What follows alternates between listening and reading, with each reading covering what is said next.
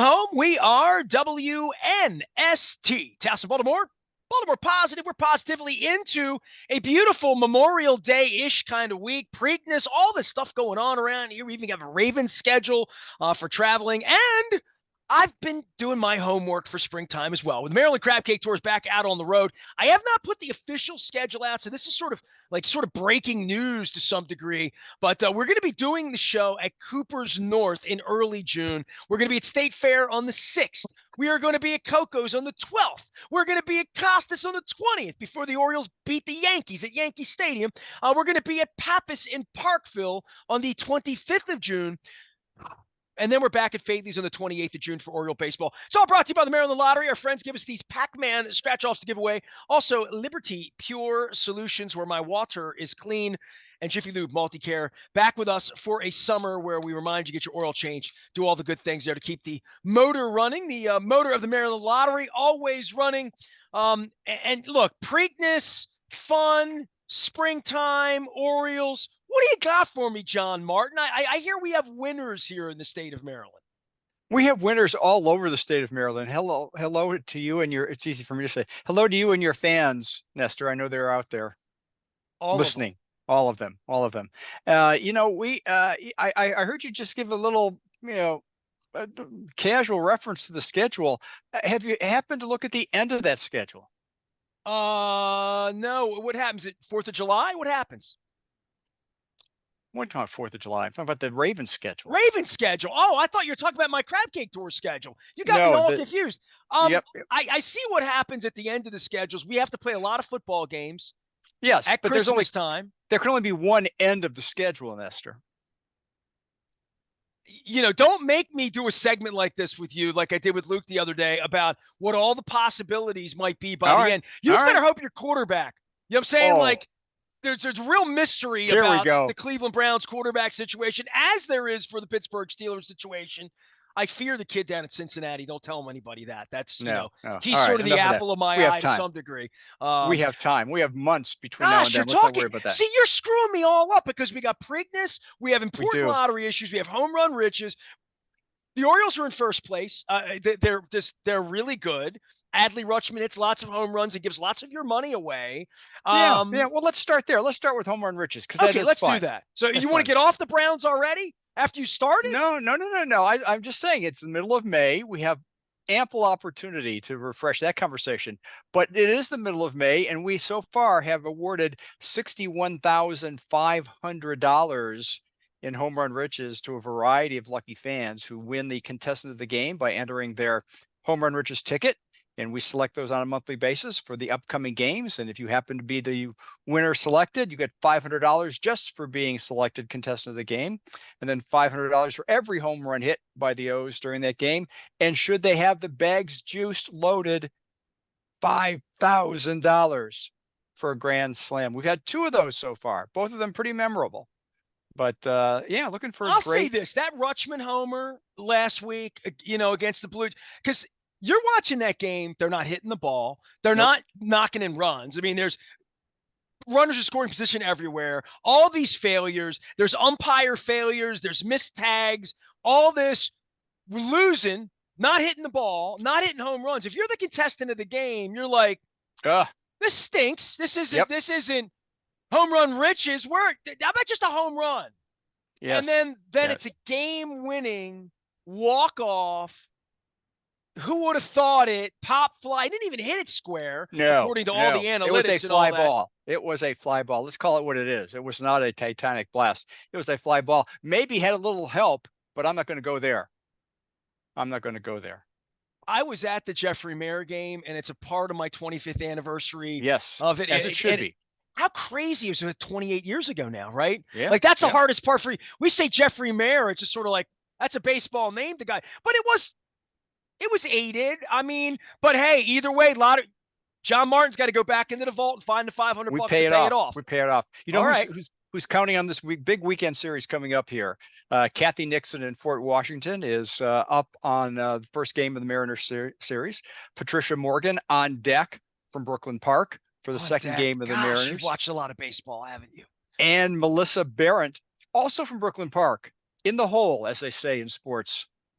So we got up at the plate, on deck, in the hole. We've got the big Mariners season. I'm hoping we give away grand slams every night because that's the kind of guy I am. John Martin hates when I go all personal on him and find out all of the secrets of his childhood, love of Cleveland sports. But what do you love about baseball? Baseball's been in your life your whole life, right? Like, I mean, and this is a Sure. part of the vernacular of my culture, not just Aparicio and but Baltimore and East Baltimore, my friendships, and to see the Orioles come back to life like this, it has activated relationships, conversations. Of Luke course. talks about it all the time. He's like, Of I got course. friends I haven't talked to. They know I cover the team. They didn't bother me when I was down at the ballpark and they're losing 110 games.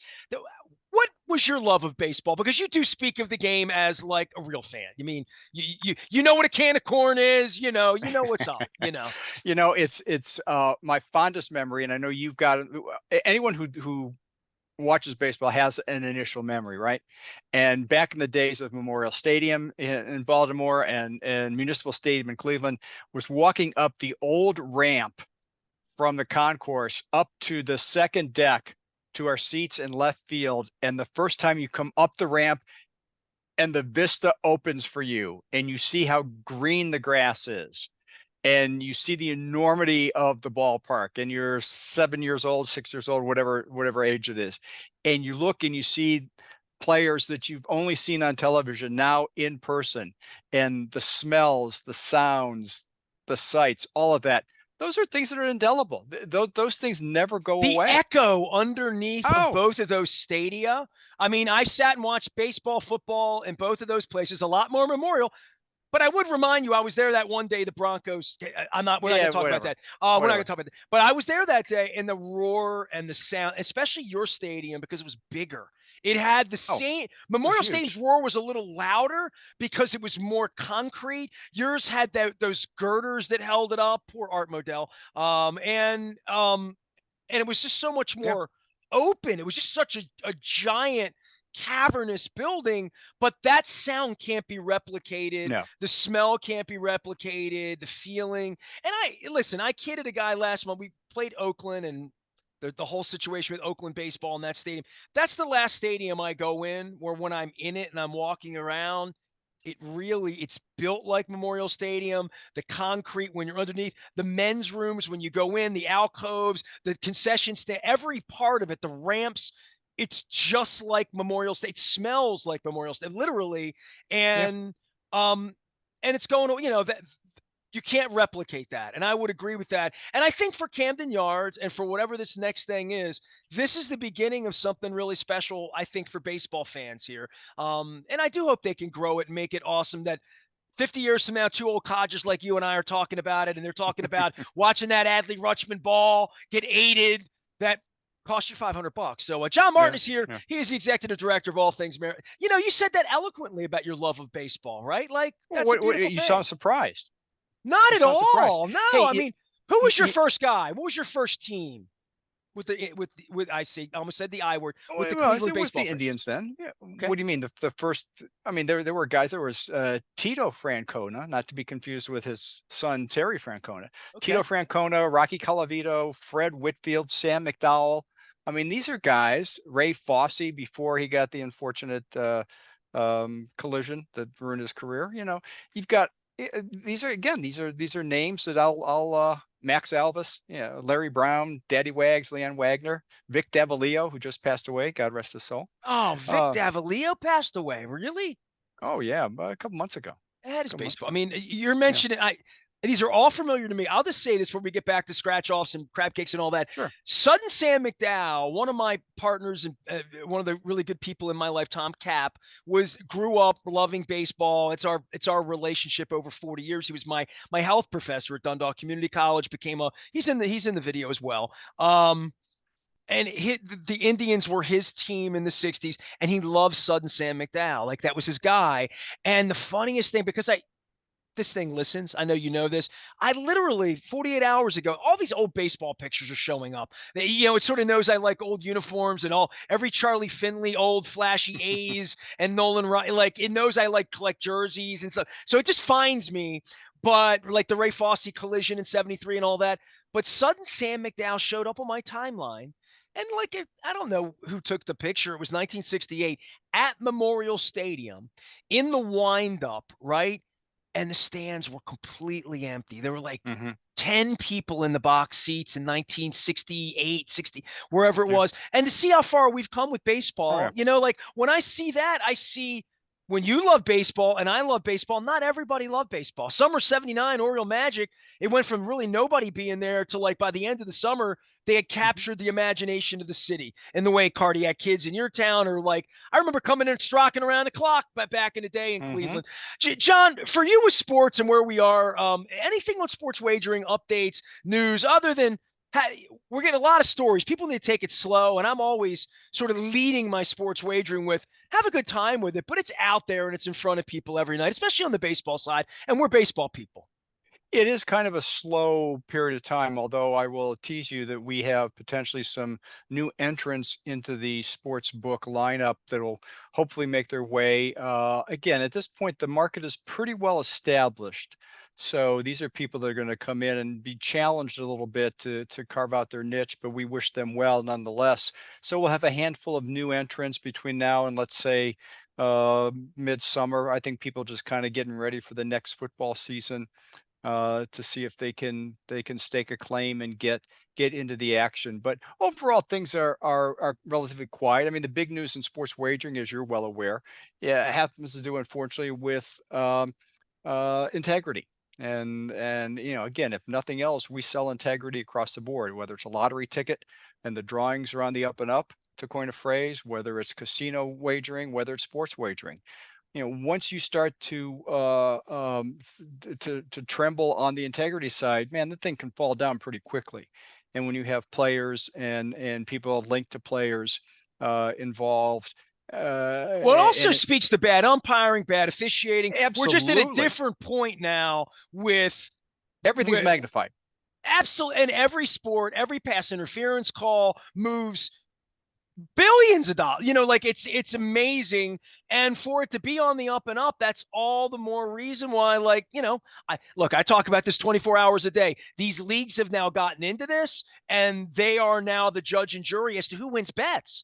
Yeah, And that's there really needs to be oversight, on yeah. this. And I've talked about that as a sports radio person. And when I welcomed you a few years ago to say, well, we're going to make this legal now. And I hear that in every aspect of society. I'm thinking this was happening in very, very bad black market ways in the past forever. And you used up and up. Thank you for that. That's my dad's line was Right. up and up. By the way, I even used Charlie Ekman's line this week and said, he's a right guy, which was also, but Charlie would say on the up and up too. And Charlie was big into wagering, big into the ponies 50 years ago. And we've talked about this on the radio forever. And people would say, what's the point spread? And Jimmy the Greek with the intangibles and like all of that.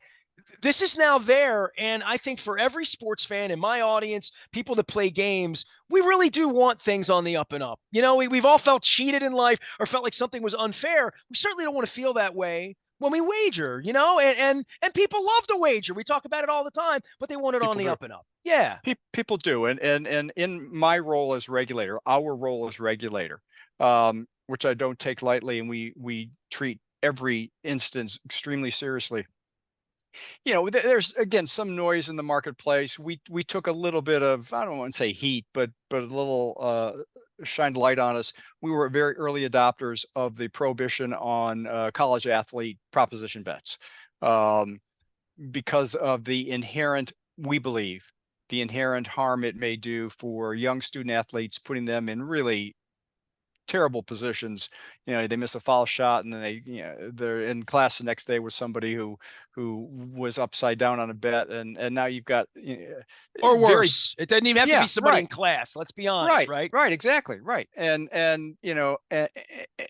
of course the pushback from some people who should know better. I'm a little disappointed. Some people in the industry said, well, you're just going to push people to the illegal market. you know, that's almost laughable on a number of fronts. First of all, the illegal market preceded the legal market. I mean, that's just fact. People were betting, like you said, black market before we even legalized gaming. So it was already They've been there. making movies about that for 100 years, right? Exactly. Yeah. So that's the first hello moment. Secondly, they're illegal for a reason. It's in their name. And I don't care what you legalize, they're always going to find something +1, right? If wherever you draw the line, if you draw the line at no prop bets, they're going to offer prop bets. You draw the line at, okay, we'll offer prop bets, they're going to find something else, right? Otherwise, they're going to cede their illegal market space to you as the legal entity. You think they really want to do that? No. So don't tell me that in a holier than thou moment that you believe that we as a regulator are inhibiting your right to spend your money how you want to. Go ahead, spend your money, but I'm going to do the right thing every day of the week. And in this case, prohibitions on college student athletes was the right thing. It was months ago when we did it. It's the right thing today. It'll be the right thing months from now. So that's a role that we really enjoy playing, is being the eyes and ears, being the voice of integrity and consistency. And yeah, every day there are more people that migrate from an illegal market to a legal market, and we're thankful for that because of the player protections and the resources and help that are there. But you're never going to eradicate an illegal market. It's always going to be there. And don't tell me that what I'm doing is pushing somebody into that market space. I'm not buying that today. Well, I think there's plenty of ways to wager easily if you wish to on a college basketball game that we don't need to make it dangerous for the athletes, and we certainly under the pro side don't need to make it enticing for the actual athletes who are or officials or anyone to get involved in fixing anything, right? Like, I mean, that is the ultimate charge for Roger Goodell, man, all the way across, Silver, all the way across all of that, that if they're going to be involved in this, they need to be as on the up and up as you are. And every lottery is, and anyone that has a bingo parlor, literally doing this fairly. And that's what officiating's for. That's what oversight's for. And that's why we're glad John Martin's here. He is the executive director of all things Maryland Lottery and Gaming. This is good that we're, throwing this out, because I think sometimes I hear about this and we don't necessarily address it, but we also do winners around here. And I know we have big winners. My wife keeps pulling up in front of Wise or in front of Royal Farms and she sees 3 digits and it's, 180 for Mega Millions and 200 for Powerball. She's like, all right, is it time? And I'm like, it's usually time when it gets to be that time. You know what? We are fortunate enough to have, where did I put it here? Coming up as we speak, coming up in the weekend, $393 million Mega Million jackpot, $77 million Powerball jackpot, but reminding players that there are many prizes available, not just the top tier. So check your tickets, hang on to those, stop by any of our 4,400 retailers, scan your ticket, get the download of their updated mobile app, scan your ticket and see if you're a winner. And many people do win. You can go to mdlottery.com to find out and read some stories on people winning a variety of games, whether they're scratch off tickets, daily numbers games, Powerball, Mega Millions. Here's my favorite Powerball story of the week. Gentleman was retiring, Kent County gentleman, retiring. His natural habit would be to buy Powerball tickets and stick them in his wallet, check them when he can. Finally got to checking it and found out that he had a Powerball winning ticket of $50,000 that he purchased 3 days before his retirement. Happy retirement. Go spend your $50,000 and enjoy your fishing and other hobbies that you'd like to pursue. I went to Kent County. I've been to Kent County. It's that's beautiful over there, right? Oh, it is. I mean, Chestertown, Kent County. I've had crab cakes there. The place I've never been in Kent County's Rock Hall, because I don't have a boat. It's more of like a boating thing north of the Bay Bridge. So Rock Hall, when I do the oyster tour with the Maryland Lottery, which I'm plotting in September, I can't do it in October, John. We got planning on some playoff baseball around, be hanging the bunting. So I'm going to but I got to get to Rock Hall. So there you go. Kent County, good reminder to me about the crab cake tour and then the oyster tour that I want to do, that I owe you. Here's another reminder for fast play players that we have progressive games, which means, a couple coins go into the pot after every ticket's purchased until that progressive jackpot is won. And a Prince George's County woman is a lucky Casino Royale slots game. Even though that slots is in the name, it is a fast play ticket. She took, let's see, it was a $10 ticket. She won $50 on it, put 40 in her pocket, took 10, reinvested that in another ticket, won the progressive at over $112,000. That's a pretty nice story to have for someone. Let's talk progressive, because a lot of your games do have that, right? And that's what I always say to my wife. That's what I say for second chances all the time. And people are like, "How do I do that?" And I'm like, "It's just if you have a phone, most of us do. If you're playing lottery tickets, you usually have a phone. And folks come to me at Fadley's when I give them away, and I say, just get the app and then get involved, right? Enter your stuff." Every time you play, enter, and don't forget the second chance. And this is really, I think at the core of why you and I talk every week is letting everybody knows you can buy this, scratch it off, and win Sure. something. Not everybody, percentage wise, surely you could tell me those percentages of how many you sell versus how many get second chance entered. I mean, Mhm. it's the whole basis of the home run riches, right? Is that Exactly. there will be a better prize than the $10 that you could win on it because you'll have that second chance to win $100,000 in a progressive at some points. The Home Run Riches ticket that we've spoken of numerous times already today alone has the progressive jackpot attached to it, and right now it's over nearly $117,000 on that ticket. And you can go to mdlottery.com, click on the Fast Play ticket lineup, and you can find those games that are progressive jackpots, and you can see what their current um, totals are, and then go to your retail and take a look there and put your money where you think you'd have a good chance at that.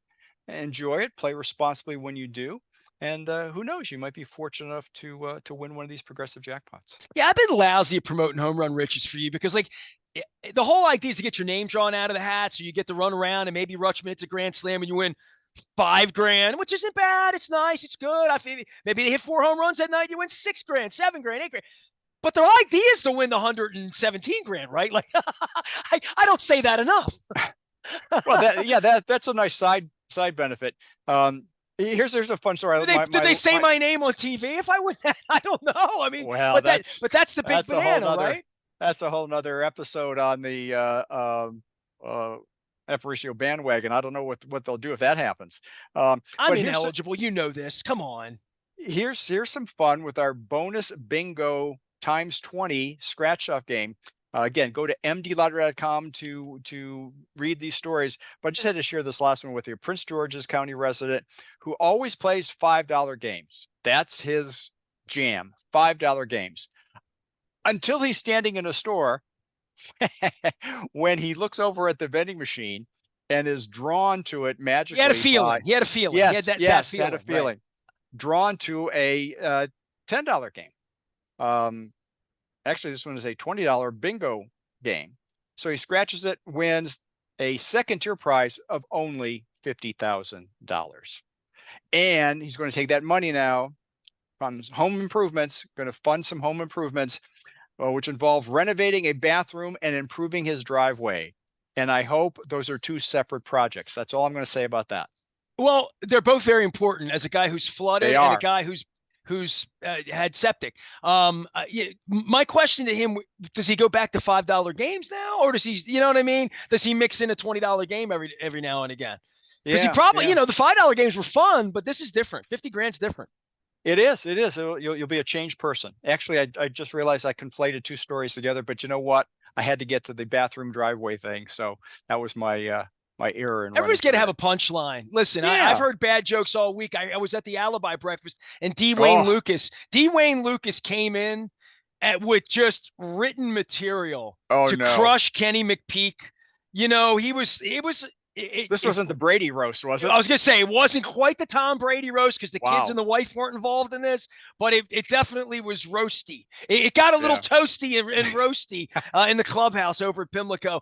John, I wish you. I'm taking a little respite the next week for Memorial Day here, and it's our 25th anniversary. The documentary is up. Hey, I got a beautiful note from Doug Lloyd who watched it. Seth and I we talked about this a couple weeks ago, so I'm promoting that a little bit through this. But more than that, I'm going to present some of my favorites next week for Memorial Day because the other stations do like Memorial Day 500 countdown and all that. And we're launching a brand new website next weekend, all sort of new things, courtesy of Jessica Vallis and and our partners at Hartford Designs here. So love Jessica. We've been working real hard on that. So, bigger and better, onward and upward. We're going to have a new Pimlico, right? I mean, we're moving a race down to Laurel. We're going to start doing things. We got Oriole Park's going to have renovations. Camden, the football stadium.